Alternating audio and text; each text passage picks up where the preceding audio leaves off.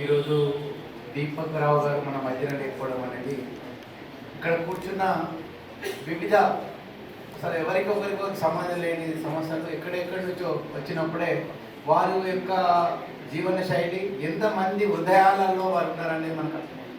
నాకు ఒక 10 సంవత్సరాల నుంచి పరిచయం అయినప్పటికీ మేలప్పుడు కానీ ఇక్కడ ఎక్కువ సన్నిధానంగా ఉన్నాం. అంతేకాకుండా చివరిగా మన అక్టోబర్లో మేలో ఢిల్లీలో కూడా ఒక అంటే ఈ రైతు ఉత్పత్తిదారు సంఘాలు విషరహిత ఆహారాన్ని అందించాలి, సరిగ్గా దేశం మొత్తం ఇంకా చేయండి అంటూ ఒక ఫెడరేషన్ పెట్టినప్పుడు ఫెడరేషన్ కూడా వారు ఢిల్లీ రావడం జరిగింది. ఆ రోజు శ్రీరంగారావు గారు మా అధ్యక్షుడు కూడా లేదు మీరు సేంద్రియ వ్యవసాయం చేస్తున్నారు కాబట్టి దీని మీద మీరు మాట్లాడితే బాగుంటుంది, ఆల్ ఇండియా లెవెల్ ఏం చేయాలనే విషయంలో వారు మాట్లాడడం జరిగింది.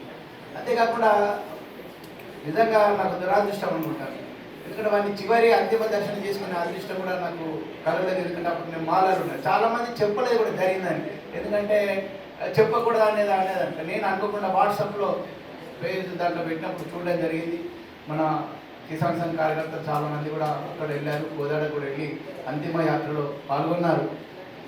కానీ నేను ఆల్ ఇండియా టీంలో మొన్న చెప్పినప్పుడు కూడా చెప్తే నమ్మలేని స్థితిలో ఆల్ ఇండియా దాంట్లో పెట్టి జరిగిందండి. ఎందుకంటే ఒక 150 మంది కూడా ప్రతి ఒక్కరిని పెద్దవాళ్ళ సంఘ అధికారులు కూడా అఖిల భారత స్థాయి అన్ని రాష్ట్రాల నుంచి వచ్చిన వాళ్ళను రిసీవ్ చేసుకోవడం, రైల్వే స్టేషన్ నుంచి ఎయిర్పోర్ట్ నుంచి అక్కడ పంపడం, 3 రోజులు అతి దగ్గరగా వారితోని మెలిగే అవకాశం చివరి అక్టోబర్లో జరగడం నిజంగా చాలా బాధాకరం. ఎందుకంటే ఈ నెలలో గత నెలలోనే 2 భారతీయ కిసాన్ సంఘ్ సంఘటనలు జరిగాయి.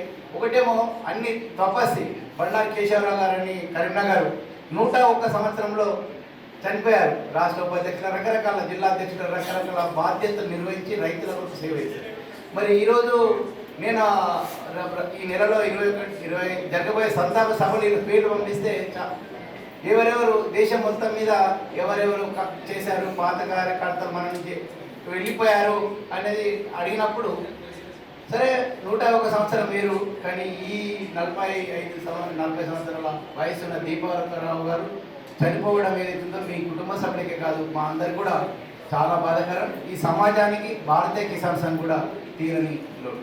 మీకు ఆ భగవంతుడు ధైర్యాన్ని ప్రసాదించాలని భగవంతుని వేడుకోవడం తప్ప అంతేకాకుండా ఈ వీరు ఏదైతే జ్ఞాపకాలు ఇంతమంది మిత్రులు ఉన్నారు, భవిష్యత్తులో కూడా దీన్ని కొనసాగించి కనీసం వారిని ఇట్లా అందరినీ కలిపే అవకాశం మీరు చేసినందుకు కూడా మీ కుటుంబ సభ్యులకు మరియు శ్రీపతి గారికి కూడా ప్రత్యేక ధన్యవాదాలు.